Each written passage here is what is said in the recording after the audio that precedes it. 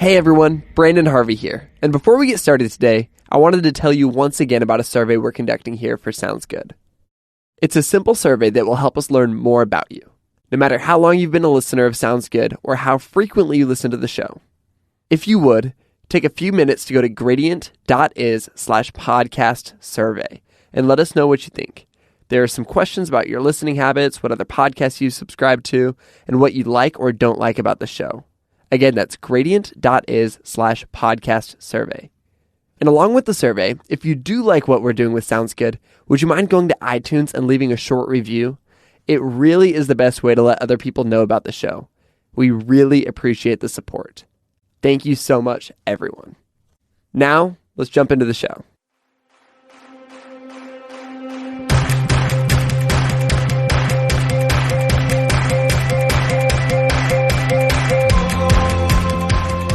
Hello, Brandon Harvey here with this week's episode of Sounds Good, the podcast where every single Monday I sit down with an inspiring person and talk about happiness, overcoming struggles, and living a life of intentionality and wonder. Today I'm so excited to share a conversation I got to have with Jessica Hische. Jessica is an amazing lettering artist and author of In Progress, a book which gives insight into her creative process and work she's completed as a hand lettering artist. Which, if you're not exactly sure what hand lettering is, I'll totally let Jessica explain that in the conversation because, well, she's an expert and I'm not. Jessica's worked with tons of amazing clients, including Wes Anderson, Penguin Books, the New York Times, American Express, Target, Nike, the list goes on. And though her talent and client list is super impressive, what I love most about Jessica is how she's so amazing at sharing what she's learned. She's considered highly in the design community as somebody who's a helper, consistently providing advice on how she's overcome obstacles in both work and life. And so that's what we're going to get into today. So let's just jump straight into it.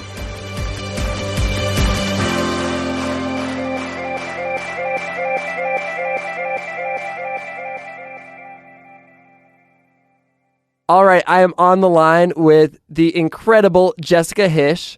Jessica, welcome to Sounds Good. So happy to be here. Man, Jessica, where are you calling from today? I am calling from my office in San Francisco. Amazing. So the last time that you and I saw each other, we were in Australia. You and I both spoke at a design conference, and I was a little bit geeking out. I tried not to let it show, but I've admired you for years, and it was really, really fun to get to meet you backstage and get to talk with you a little bit. And you were just so nice. It was so fun. Oh, well, thanks. I feel like, it was so fun too. One of the most pleasurable things about going to conferences is just meeting all the other presenters and stuff and getting time to hang out with them. And I feel like it was really awesome that we kind of got put on the same day because I think our message was like totally aligned, and that I was like, I'm setting him up and he's putting it in, So I think it all just really worked out. It was really fun. It was essentially an alley-oop, but for not sports, which is pretty much the way to go. Creative alley-oop. A creative alley-oop. Public speaking alley-oop. Okay, so you were speaking at a design conference. You were a designer. I am not a designer. I'd love to just start off by asking, for those in the audience who aren't in the design world at all or don't know you yet, how would you describe the kind of work that you do? Because I feel like, designer is a broad term, and I feel like what you do is so specific and fun within that. Oh, yeah, for sure. I mean, I can give you the, what I tell people on the train when I meet them description, I love that. You really can't call yourself a designer to folks that aren't within the graphic design world because their immediate thought is fashion, especially if you're a lady, or they think about interior design or product design or something like that. And so what I do for a living is lettering, which is it's actually more aligned with illustration than it is with design. A lot of people look at it and think, oh, clearly that is graphic design because it has to do with typography and words. But the way that all of my work comes to me is very similar to an illustrator, where creative people that are working as art directors or designers or creative directors or art buyers, they hire me to create really specific parts of a bigger design campaign.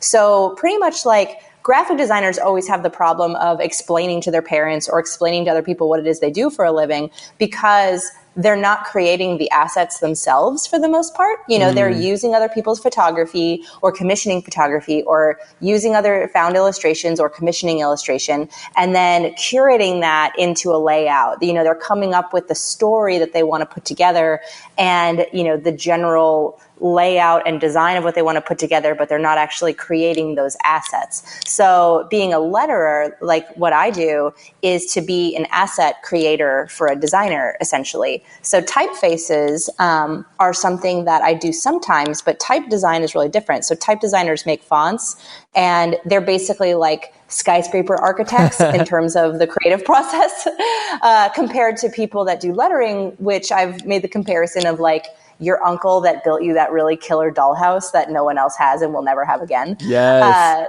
So it's not that one has more value over the other. It's just that they live and work in really different spaces, right? So I sometimes create typefaces, but it's a really different kind of work for me to do. But still, in creating a typeface, I'm making an asset for other people to use, whether that's myself to use or for a client to use. So the way that like the type world kind of breaks down, if you're not creative, you might be familiar with calligraphy because you might have gotten married and hired a calligrapher for your wedding invitations, or, like it's pretty easy to kind of understand what calligraphy is because at some point in your life, you might have watched a video or seen someone, writing in person or whatever. And so calligraphers write words and phrases, letterers draw words and phrases, and type designers create systems based on letter forms. So that's like a really just broad strokes breakdown. Mind blown. That was a really great way of describing that. I love that. And so do you feel like there's something in your personality that drew you more to the side of, I guess, is there something in lettering that's unique to who you are compared to you going down the path of calligraphy? I think I could have ended up a calligrapher if I was introduced to it earlier in life, but I also don't know if I had the discipline to be a calligrapher when I was, in my teens and early 20s. I just really wanted to experiment and draw all kinds of stuff. And even then, like, I'm not as experimental as a lot of other letterers are, but I do find that I have like creative ADD where I can't do the same thing for months and months and months and feel okay about it. Like I need to be able to switch projects and to work in different ways and for different kinds of clients. So there was something about lettering that appealed to me, but I mean, I didn't know that it's what I wanted to do until I kind of ended up in the field and then was like, oh wow, somehow this field is perfect for me. I love that. But it's great how sometimes you just kind of pop up in the middle of what you're doing and you're like, oh, this is, I guess, what I'm going to keep on doing. I like this a lot. Well, yeah, what ends up happening is that I think if anyone around me when I was growing up was a creative person, they could have just looked at what I was interested in doing and looked at stuff and been like, oh, clearly you're an illustrator. Like they would have just looked at the drawings I was making or would have looked at the kind of work I was interested in doing and just pointed me right towards illustration. But because I didn't have anyone like that in my life, I was, a quote unquote artist. And like that is a very broad term and it's hard to understand what that means professionally. So when I was thinking about what I wanted to be when I grew up, that was the only term I knew. I was like, I'm going to be an artist. And it wasn't until I went to art school to like pursue this dream of being an artist that I found graphic design. But I think if the school that I was at had a more established illustration program, I probably would have veered into illustration a lot earlier. Because the thing that I loved about graphic design, that I still love about just the, quote unquote commercial arts in general, is that you're doing work for clients and that you're solving problems with your work rather than being self-expressionistic. So I need those parameters to like start a project. I'm one of those people that's a weirdo where if you come to me and you say like, we just want you to do whatever, just do it. Just do your thing. I like absolutely hate it. I can't do it. So I really like it when clients come to me and say, hey, we're working on this book cover and this is what the title is. And we generally want to convey this feeling. What do you think it should be? And so then I have these really like kind of this clear brief of how to move forward. And the jobs that are the hardest for me are the ones that don't have that clear brief, where I don't have any information of what's needed. Sometimes I don't even have the copy, and it's just about doing my thing or whatever. But not having to have those super open briefs, like not having to just like look at a canvas and be like, this is going to be a painting, really made me fall in love with graphic design. And illustration is very similar, where you get delivered these, a book or an article or really whatever you're going to be illustrating for.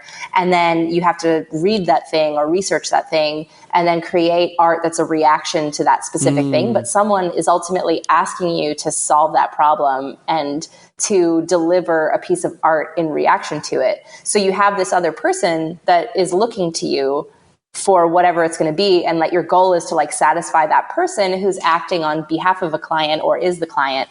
And then you kind of get immediate feedback of like, was this successful or was this not successful based on their feedback. And so I really like that whole setup. And I think that's why I ended up in design and ultimately in a more like illustration based field, because lettering really combines my favorite parts about design, which is, working with other creatives, having a lot of variety in my projects, with my favorite parts about illustration, which is like even, the shorter timelines, that there's like a broad spectrum of the kind of work that you can do. Like illustrators can work on everything from like doing a quickie editorial piece that could be like a same day project to doing a huge campaign that lasts many months. And you just sort of figure out what kind of clients you want to take on to satisfy all those different things. So I think that was a really long-winded way of saying like why I ended up loving lettering. It's so fascinating. And one of your clients is from one of your previous gigs was Wes Anderson, and he gave you a little phone call and he's like, hey, can you make the film titles for Moonrise Kingdom? Can you tell me a little bit about how that came about and what that experience was like? Yeah, it came about in a totally random way. And this is one of those things when I talk to young folks about like networking, right? So like networking is a difficult thing to define, because at its best, it's just you doing your thing and making friends, and that's that. And at its worst, it's you like running around chasing people down with your business card, making these like super brief connections that never happen again. And because what I do for a living is really specific, or it's at least relatively specific, and it's a lot easier for people to recommend me for projects than it is for someone that's more of a jack of all trades. So that's really like when people ask whether or not they should specialize or whether they should be a more generalist creative designer. The answer is, if you're a freelancer and working, or own your own business, working for yourself, whatever, the more specialized you are, the easier it is to get work, because you'll be on the tip of everyone's tongue when it comes to that kind of work. So for that job, I got reached out to by Molly Cooper, who is a producer that works with Wes and worked with him on a bunch of films. And she wrote me and said, hey, we're in post on this new film, this new Wes Anderson film, and we'd love to talk to you about potentially doing some tests for titles. And I like lost it and was like, oh my God, this can't be real, blah, blah, blah, and was freaking out. And I said, of course I'll do it. And they had like a teeny budget just to try out some stuff. And they're like, and then, if it works out, we'd love to hire you. And so I did a few tests based on some direction from Wes that she was feeding me. So it was just me mostly communicating with Molly up front. And then once the project went through, like once everything was kind of approved and we nailed the style, which took a little while because he's had a very particular vision in mind. But once we did, it was all go. And then it was just me emailing with Wes Anderson as he gave me really intense minutia art direction on letter forms for a couple of months. But it was what was really amazing about the project, for one, the scale of it, in a few ways. Like I had never created a typeface for a client before, and I made typefaces for that project because they definitely needed them for the end credits. And then the other thing was just the impact scale, like how many people were going to see it, and how it was, I've done projects that have been big in terms of impact scale, but I'm not really associated with the project as much as just like the artwork is. So with this one, it was one of the first projects that I had done where I was going to be like openly credited for the work that I was doing. Because most of the time, like, people will credit you, like the ad agency will credit you if they post it to their site or if they submit it to an awards show or whatever. But it's not like if you see that ad out in the world. It's not on the billboard that says lettering by Jessica. Exactly.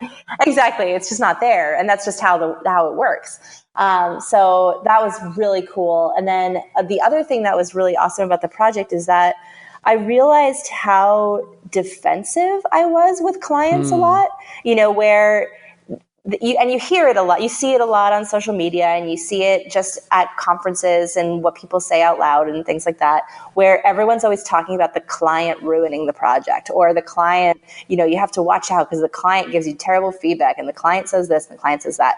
And what I sort of saw through working with Wes was that if you just really approach projects that it's a collaboration and that you feel like special and privileged for working with that person, and that you know that they have good intentions and that they believe in whatever it is that they're doing and that they hired you because they believe in you, then you completely reframe how you take criticism and how you work, because the more defensive you are and the more hard lines that you draw before you need to draw those lines, like sometimes those lines need to be drawn, but you don't want that to be your default. You want to have that as in your back pocket if things start getting hairy, but you want to enter into a client relationship feeling really like open and excited and showing that through to them so that they trust you and so that they feel that as well. And I've since working on that project, really tried to, like, when I find myself being like, oh my God, fuck this project, blah, blah, blah, or whatever, that's when I step back and go like, they just care about this just as much as I do. They care about this more than I do right now. And I need to make myself care about this more because they care about this. Therefore I should care about this, and it was so easy to do that when it came to working with Wes, because he's such a respected artist that I was such a super fan of, that I was like, oh, of course, like all I want is for his happiness. Of course I'll do that extra round. Of course I'll make that minutia change, whatever. And I didn't find myself like greeting every email of criticism with like a snarky, like, oh, like that you're being unreasonable. Totally. Like I never went there. And I think that really changed a lot of things for me and how I approach client projects. I almost wonder if it's kind of an empathy thing, and it's an empathy thing and an authority thing, because you understood that Wes is an authority figure within his world. He knows what he's doing. Whatever his final project is, whatever the final product is when it comes out, it's going to be good.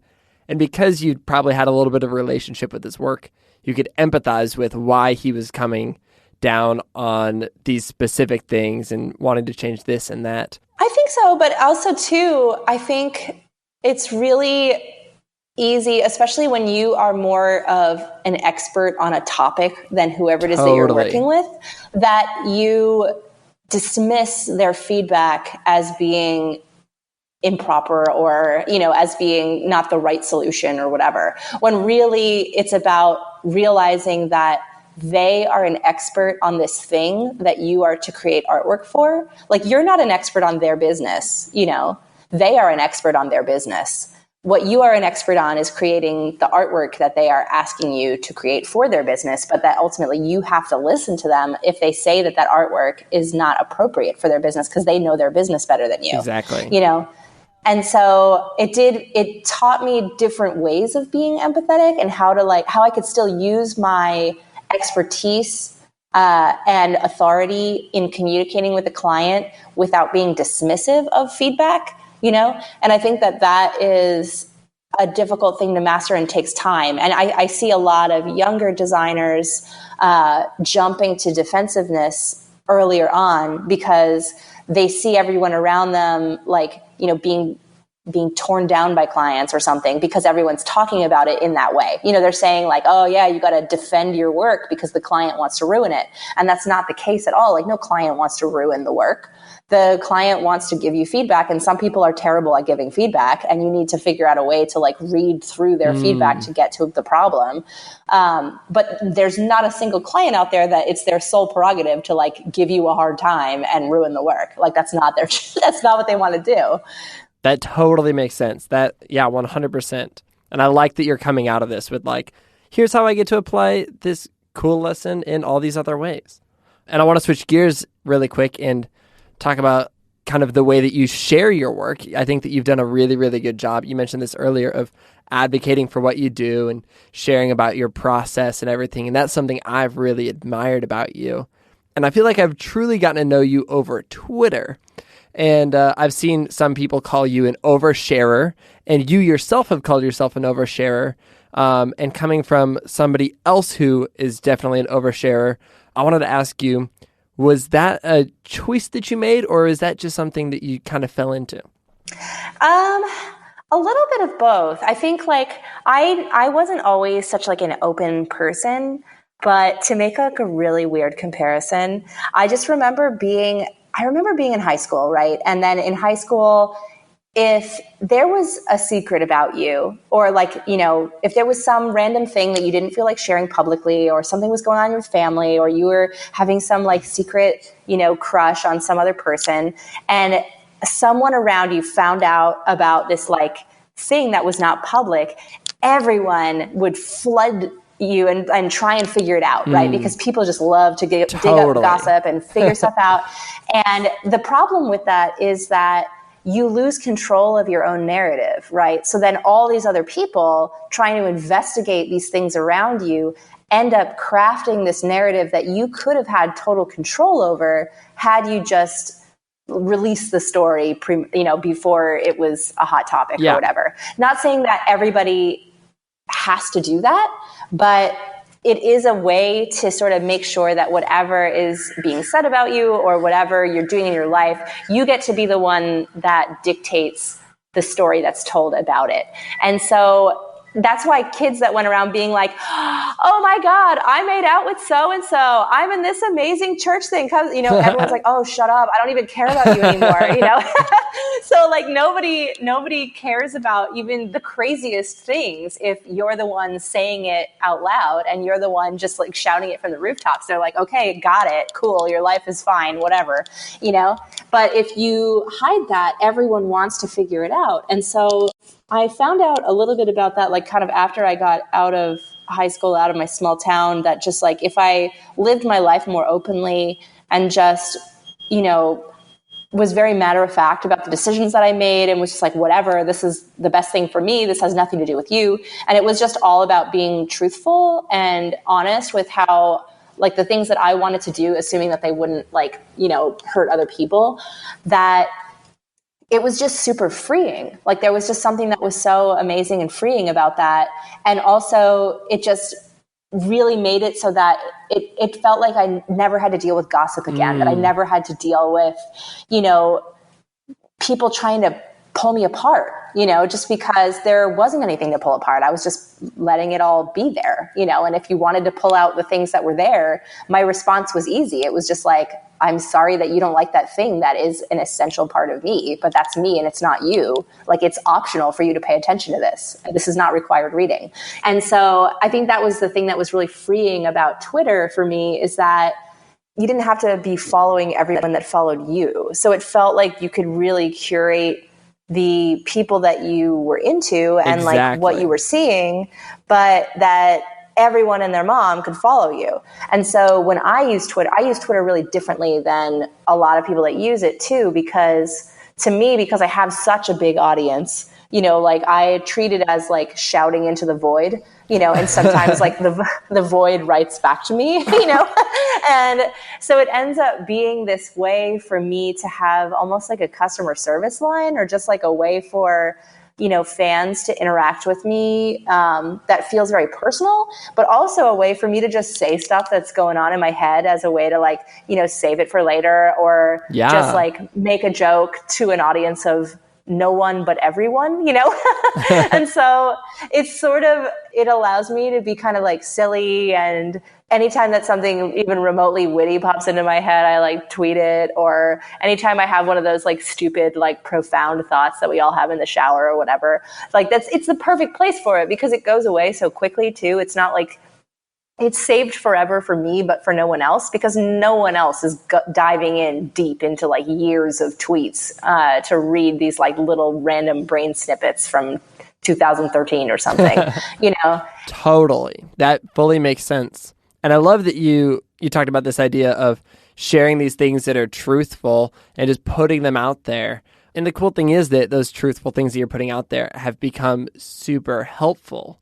And I know for me and a lot of people who have been following along with you, they've really admired the fact that by you sharing these truths of kind of the reality of what you're working in, you've kind of been teaching people how to follow in a career similar to yours. Not necessarily doing your same path, but following down their own path in a way that leads towards, being at the top of their game. And specifically, from a distance, it seems to me that you manage work-life balance and practicing kind of healthy work habits super well, or at the least that you're striving toward it. And I would love to kind of get into this idea of sharing about these healthy work habits. Well, I think the thing to think about when it comes to work-life balance is that work-life balance is different for everyone. Totally. Like your idea of what is a balanced life could be totally different than my idea of a balanced life. And also, my idea of a balanced life when I was 24 was very different than my idea of a balanced life now at 32, because my needs professionally and personally were really different. The things that interested me were really different. And I think it's really important to sort of always remember that we're never these fixed people. We're never striving to get to a place that is then static. Because I think that if you approach your career that way and approach life that way, you end up getting really bored really fast, or getting yourself to a place where you're like, well, what next? And there is no next, because you always just thought about that place you wanted to be. And then when you got there, you don't know what to do with yourself. And I think that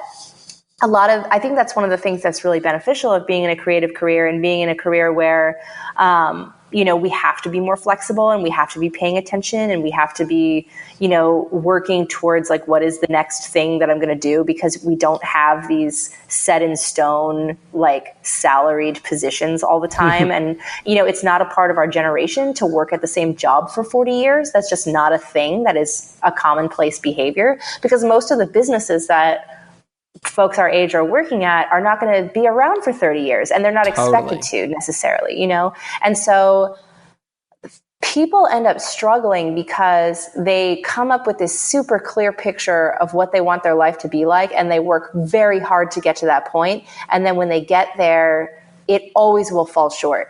It'll never be exactly what you want it to be, because you'll have grown by the time you get there, And so for me, work-life balance right now is about understanding that if I take on that extra client project that I'm feeling wishy-washy about, it's not going to add to my life. It's going to take away from my life. It's going to take away from time with my daughter. It's going to take away from my relationship, because I'll have to figure out a way to like divvy up my household duties and whatever with my husband in a way that might be detrimental to his career. And so I really look at the work that I'm taking on and say, am I taking this on just because it's more work and it feels good to say yes to projects and to be busy all the time? Or am I taking this on because it's actually making my life better and making my career better?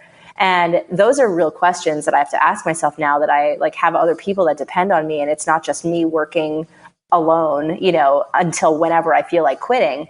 And I think that it's important to realize that your idea of work-life balance when you're young might be working yourself like crazy 24 hours a day. And that to me was work-life balance. I was like, all I want to do is work, and work is a huge part of my life. Therefore, I want to work all the time. Therefore, I have work-life balance, And now if I tried to keep that schedule, everything would fall apart. Yeah. It just wouldn't work for me right now at this stage in my life. So I think you have to really realize that everything is so malleable. Everything changes and evolves, and it's important to pay attention to what it is that works for you and what works for you right now. And I think that in terms of sharing my life and my processes and my opinions and stuff with other people, that's always the position that I've tried to take. I'm not the person that's like, quit your day job and, pursue your dreams or whatever. Like, I'm the person that says, well, what about your day job do you hate? And what can you do to like make yourself like, make it a better situation now, rather than waiting for that dream to happen, or waiting or doing these like drastic things to your life to like turn it upside down and get, whatever your dream is, because that dream might actually be there and you just haven't figured out how to make it happen with the assets that you already have.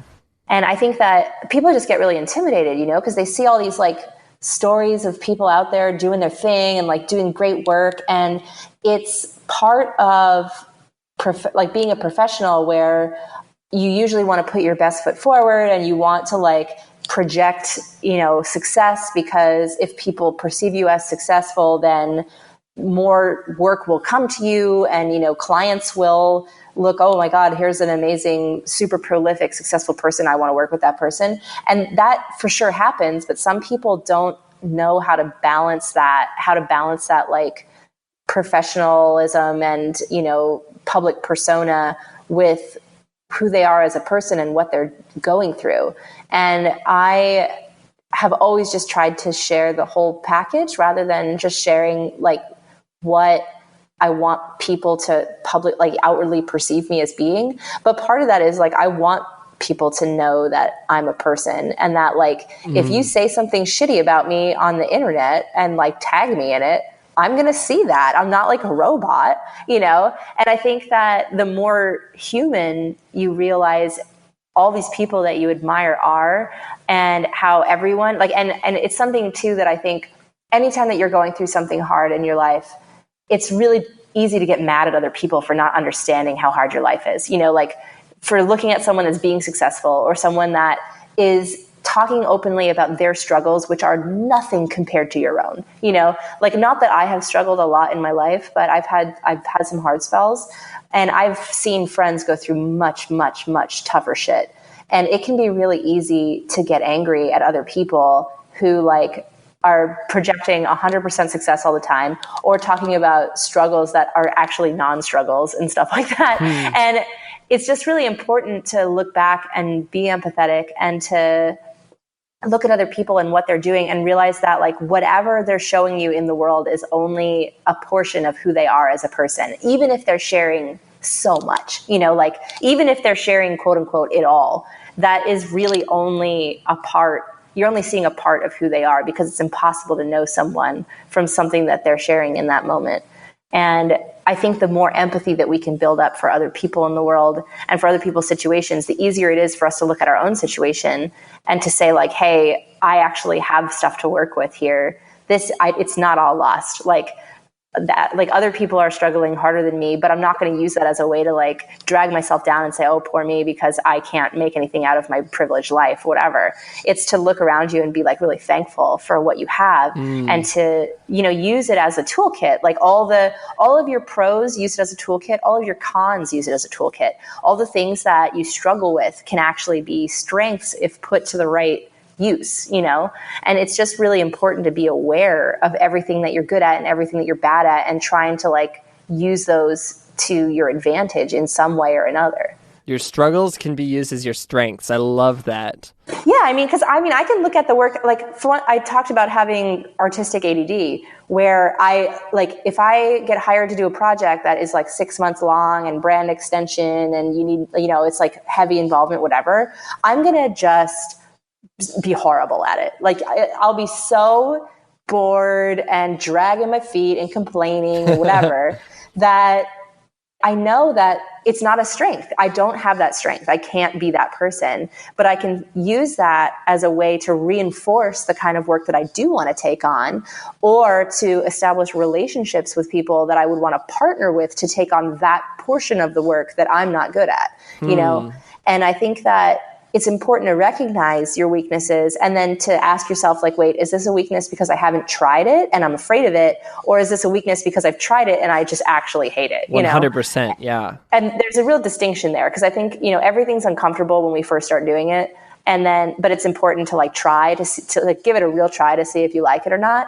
And then if you have tried it and you're like, this is not for me, there's no reason to do it. There's plenty of other people that enjoy that thing. And it's about, constantly taking time to recognize those things about us, to recognize the things that we love and the things that we hate, and that those things are different for every single person. Yeah. So there's no cookie cutter career. There's no like, oh, I want to be that person. I want to be that career. I want to follow that path, because that person's path has been carved based on their experience and their positives and their negatives.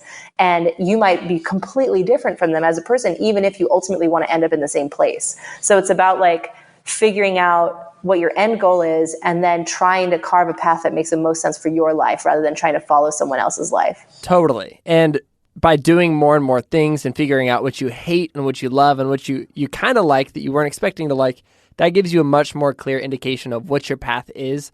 And it can even kind of help you affect what the end goal is too. You know, sometimes you don't know what the end goal is, but you know the next step. And you get to keep on going down that path. And I think too, like, you know, we fetishize certain careers and we fetishize certain life paths, Totally. but it's important to realize that there are passionate people in literally every career. It's incredible. You know, like it's crazy. Like if I call my accountant and try to like ask him a really easy question about like, you know, whether or not I should do something financially, he wants to talk to me for like 3 hours going over every single detail of every single option of every single thing. He is passionate about his job, you know? And so I think it's really important to realize that if you look at a career from afar and say, oh my God, that seems like such a sexy career, and then you try it out and you're like, oh, this is the worst. This is a slog. I don't understand how anyone would like this. That career might just not be for you. And it's not bad that you hate it. And it doesn't make it worse that it shouldn't change your opinion about the people that love it. In the same way, like, there are things that I just would hate having to do all the time. Like I would be a terrible accountant. I would be a terrible, you know, there's so many things that I look at that I don't enjoy, you know, in household stuff or whatever. But there are people that are like passionate about organizing. You know, there's like a whole field of home organizers and it's like their thing and they are obsessed with it. And every person has the right to like be obsessed with a career, whether it's like a sexy thing that is, you know, perceived as sexy to everybody or perceived as being a shitty career to everybody, you know, like everybody has their own thing, you know? And it's also, I think it's really humbling and also exciting to kind of get to the top of your little mountain. And it's, you know, it's especially easy to get to the top of your mountain when you do something that's really niche, something really specific. And you kind of get up there and you look around and you're like, oh, there's all these other people with these random mountains and there's people like climbing to the top of those things. So you can look around and be like, oh, there's the accounting mountain and there's all these people who are so excited about this. And I'm just over here on my little, you know, podcasting mountain or photography mountain or Snapchat mountain or lettering mountain. And it's so funny and exciting to think like, oh, I can go try more things. And there's so much out there. And I don't know, I love it. Well, also too, like the thing to always remember is that, you know, the mountains just get more and more tiny and specific over time. Totally. It's very similar to music, you know, like when we are young and just starting to appreciate music, we think about the genres of music and, you know, say that we love a certain genre or hate a certain genre, whether it's like rock and roll or hip hop or, you know, soul music or, you know, classical music or whatever.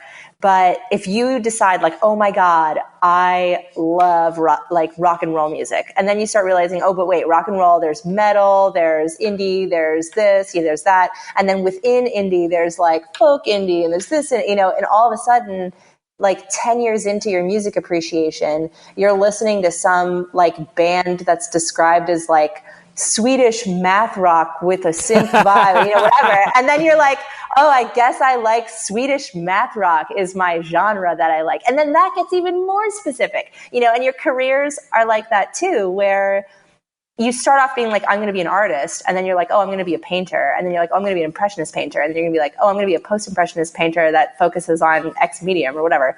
And so you just start getting more and more specific. So it even becomes like the mountain that you're climbing and the people around you on that mountain become smaller and smaller and smaller. And you get to know your peers within that world. Like within podcasting, there's like the whole world of just only true crime podcasts, you know?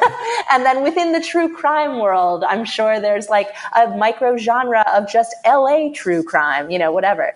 And so, and then everyone within that world knows each other because they're like, oh, we're all super interested in this really specific thing. Let's figure out how to help each other out, or I'm going to feature you and you're going to feature me or whatever. And it sort of happens when the more specific it gets, the more people tend to lift each other up and help each other out, because they kind of know that there's, we're going to be in each other's lives because in one way or another, and we're either going to compete against each other or we're going to hang out and help each other. And it's just much more fun to hang out and help each other, and acknowledge that everybody has a place in the world and that it doesn't have to be a big competition all the time. That's a really, really good thought. And that's something that I've been learning definitely over the last few years is really nobody is my competitor. There's so much, in the work world, there's so much work out there, and sure, you might miss out on a gig here or there, but it's so much better and so much more refreshing to just make people your friends and to step into that sort of relationship, because when you're in this niche, you're going to be around for a long time and there's no need to create animosity. Yeah, exactly. And I think earlier in your career, you don't quite realize how small the world is, overall, in general. And the longer you live and the further along you get in your career, the more you realize that these people, even if you don't think they will be in your life. If they have the tenacity to stick around in that field, they will be around and they will be a part of your life, and why would you ever want to have a bad relationship with someone that is going to be around? My friend Kate is traveling right now, going to some conferences, and she just got to her new hotel that she's staying at, and she went to walk into the elevator, and in the elevator walks another couple friend that we know that lives in New York, but also happens to be in Scandinavia right now. Walking into the same conference elevator at the same time in the same 19-floor hotel, the world is so small. So you just have to really look around you and just be a positive person and make good relationships and not think about everyone as being your competition and your enemy, because those people are going to be a part of your life. I love that. I want to transition into this final part of the episode where every single episode, I love to ask 3 questions. And the first question is this: how would you describe the kind of person that you most admire in the world? I think the kind of person that I most admire is the person that makes time in their life to make other people happy. I don't think that I'm always that person. I get really jealous and, kind of down on myself when I see other people that are at the same level as me professionally or, well beyond me professionally, still able to do stuff like send a letter to someone when they want to congratulate them for something, or send a proper in-person thank you note, or, do something over the top for a friend for a birthday rather than just HBD on Facebook or something like that. I really, really admire people that prioritize those sorts of actual real interactions with people in their life rather than the quick fix, or rather than just assuming we're all so busy. I'm sorry I couldn't participate in that thing, but none of us can because we're all busy and we're all leading our own lives separate of each other. There is something that is so sweet and so amazing about people that are able to, still keep those kind of more old school, thoughtful behaviors in their life. And I try to do that, but I'm just not as good as some other people. And so I definitely admire that in others. That's exactly where I'm at, where I admire it so much. And I have such a disconnect between being able to do that. I've been trying to learn how to become just a better communicator in general, and I would love to take it up another notch to be I want to communicate through the written word and all these things. But, I think that the first step towards that is admiring that and being I want to be like that, because we all end up becoming like the people that we admire. And so, well, hopefully, anybody with intentionality and a little bit of determination can end up there, I guess. Question number 2 is, what are you consuming that you love right now? Is there anything that you're, something that you're reading, or maybe something that you're watching or listening to? Oh yeah, I'm actually reading Ta-Nehisi Coates' Between the World and Me right now. Yes. And I am just so obsessed with it. It's crazy. It's just really eye-opening and nuts. And I came from like a really, predominantly white town that is, admittedly like pretty racist sometimes, just because of fear of others. And, it's having its hardships just because there's not a lot of industry around and stuff like that. So there's a lot of animosity among all the locals and things. And, people of color end up getting taken out of a lot of that animosity. And I have felt so disconnected from a lot of, different ethnicities worlds just because I didn't grow up that way. And I have been such an open person ever since, graduating high school and, trying to be in as diverse of places as possible, like living in Philadelphia, living in New York. I actually like complain all the time about how San Francisco is like not diverse enough for me and stuff like that. Totally. But I just have so much to learn and so much to realize about what everybody else's experiences that isn't mine. And this book is just really, really doing it for me in terms of, I just like want to sign up for every like African-American studies class ever. For real. So, yeah, it's really good. I would recommend it to like literally every human being alive. Yeah, I absolutely love Ta-Nehisi Coates, and I have his book, and I've maybe read the first little bit, but I haven't gotten into it yet. I'm still finishing Harry Potter. But oh yeah, also an important book. Also an important book. I just finished reading The New Jim Crow, which is a book by Michelle Alexander that is in the similar world of things that just is really, really eye-opening to me as a white person who also grew up in a predominantly white town and then moved to Portland, Oregon, which is also a very, very white town. And it's been so healthy for me to just kind of understand, the racial injustice going on in our country and historically. And I think especially as, you and me are both white, I think it's important for us to become more and more aware of our privilege and figure out how can we do something about that with our own thing. Especially, I just feel guilty for not starting to try to do things earlier. Yeah, and I think that's really, it happens. I definitely feel like I've been woken up in the past couple of years that Yep. I wish that it happened earlier in my life when I had more time to devote to causes, because now, like, as much as I would love to be, marching along with folks like in protests, there is a real part of me that's like, I am so risk averse, especially now that I have a daughter, that like, I want to help out in whatever way that I can, but I could not imagine like being on the literal front lines for some stuff. And then I feel very guilty about that, and the Black Lives Matter movement, like, just really did it for me, like much more so than the, Occupy movement and things like that. 100%. And I have found myself like getting in, not scuffles, but like really defending the movement to people online that are, doing all lives matter and all that kind of stuff, and getting in these really in-depth conversations with people about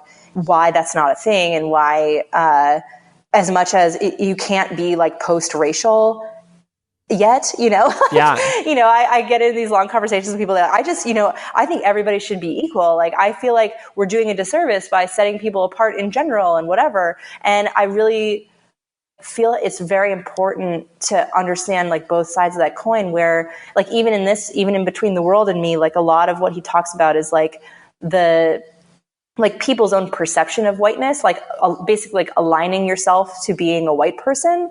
And what does that mean? And that like racism is a byproduct of race in general. It's not like by defining races and defining tribes and feeling like everything needs to be aligned to like one group or another, like it naturally begets racism.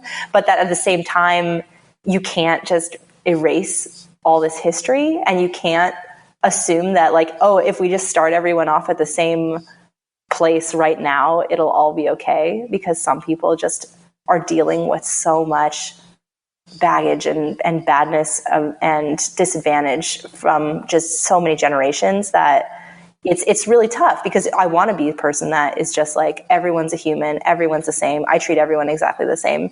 But you just know that some people do need like a huge boost compared to other people. And that's like not even race bound, that's totally bound by everyone's life experience, A great example of this, and there's lots of memes and graphics that show this, but when somebody says all lives matter, it's like there's 3 houses in a neighborhood and one of them's on fire. And they're like, why aren't you putting out my house? And it's like, oh, well, all houses matter. So I'm going to I'm going to spray water on the houses that aren't on fire equally with the one that is on fire. Yeah, exactly.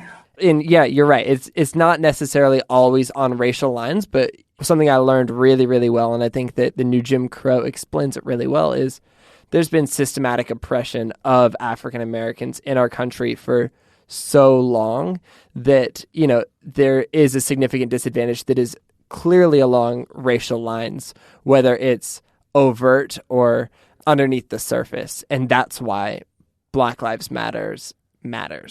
Yeah. And I think too, what's been interesting about, having more of these conversations with family and with friends that don't quite get it, is sort of making them look at the causes of like the things around them. Like, for instance, like my hometown, one of the problems is that there's just no industry, right?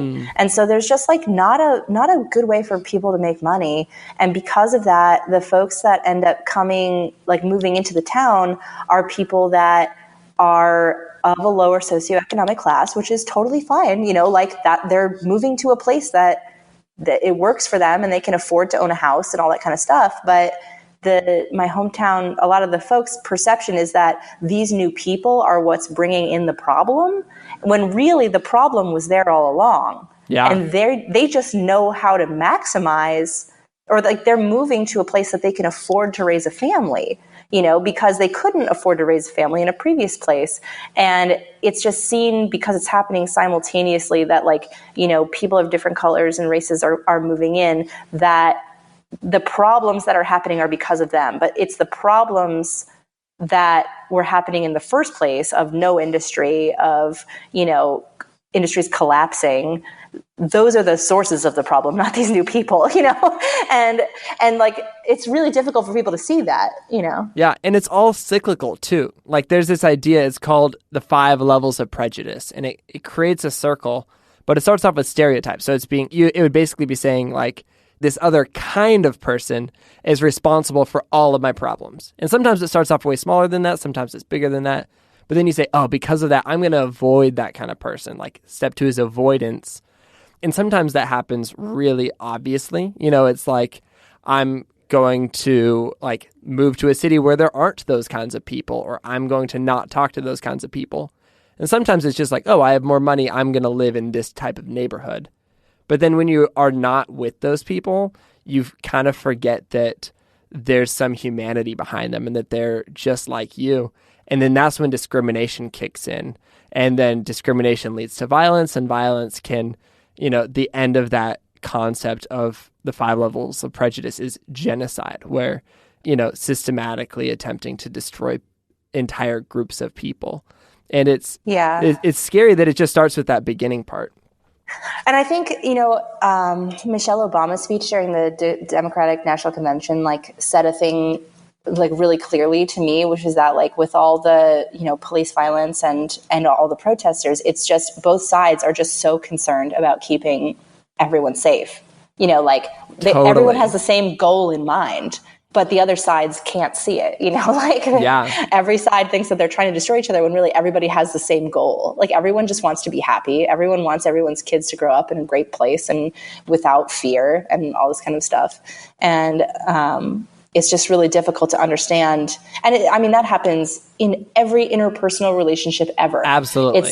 And in every client relationship, you can really bring it all back around, where everyone's got the same goal. And it's really easy to forget about that. It's really easy to get defensive and to feel like whatever thing that you want is more powerful than what someone else's wants, or the means to getting there is better than the means of someone else to get there. But we all have the same goals. Nobody actively wants, except for fucking anarchists or whatever, no one actively wants there to just the world to burn, everyone wants everyone to be happy. I love it. That's perfect. I love that you're reading that book. That makes me so happy, and I'll catch up and finish mine up too soon then. My last question is, Based on the ways that you've chosen to step out and live your life differently, what's one thing you'd encourage someone else to do in their own life? Kind of like an action step that somebody could take today. I think the action step that I would say is that you definitely have something to teach other people. Like, even if you feel like you're not an expert in whatever it is that you're doing. Because what I've sort of learned through my experience is that sometimes the people that are perceived as experts are less good at teaching the next generation of people than folks that are not that far removed from that generation of people in terms of their like life stages and success. And I think that was one of the things that really helped with me always sort of telling my story from my perspective and telling knowledge in terms of like, you know, when I share knowledge, it's not about like I'm sharing the knowledge, I'm sharing my knowledge. And maybe my knowledge is not the same as your knowledge, but my knowledge is based on my experience. And I always make sure to like say that. And I think it's really important to realize that like, even if you're just starting out, even if you have only been working on something for like 6 months or a year or whatever, you have the ability to to think about the things that you've learned and to pass that on to someone else. And it could connect with them in a very different way than someone that's been working for 15 years, for 20 years, whatever. And like, you could be the inspiration to that person that someone that's been working for 10 years can't be, because they feel too far removed, or it feels too far away, or feels too intimidating. So I think that that's the biggest thing, is that like, don't discount your own experience and your own knowledge, because it's useful not only to you, but it can be really useful to other people. And don't be afraid to share that, you know, even if it feels like you're so far away from like being at the top of your game. Man, that is so refreshing and encouraging. You definitely have something to teach other people. Man, Jessica, if people want to see your work and follow along with your oversharing online, where can they do that? Well, they can go to my website to see my work, which is Jessica Hische, that's HISCHE.is/awesome. And if they want to follow along with other things, they could follow me on Twitter, also as Jessica Hische, or on Instagram as Jessica Hische. Man, I'm so glad that we got to talk today, Jessica. I really, truly have admired you for a long time, and I really appreciate you taking the time to share your wisdom and your outlook on life, because it is so encouraging. Oh, well, thank you. It's been my pleasure. It was so good to meet you in person, and now to, reconnect on the internet-ish. It's the best. I love it. And we'll talk soon. Awesome.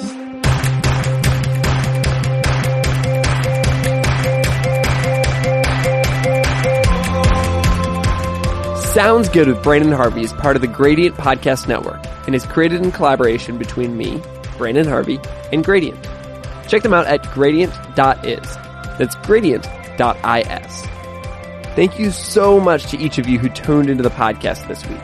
If this is your very first time listening, subscribe to the show, and you'll get a new inspiring story downloaded straight to your phone in your sleep every single Monday. And if you really connected with this episode in particular, let's totally talk about it. You can find me on Twitter and Instagram with the username @BrandonHarvey. That's Brandon with an E-N. And with that, that's a wrap for this week's podcast. I'll see you online, and I'll talk to you next week when we get the opportunity to learn from another inspiring person. Sound good?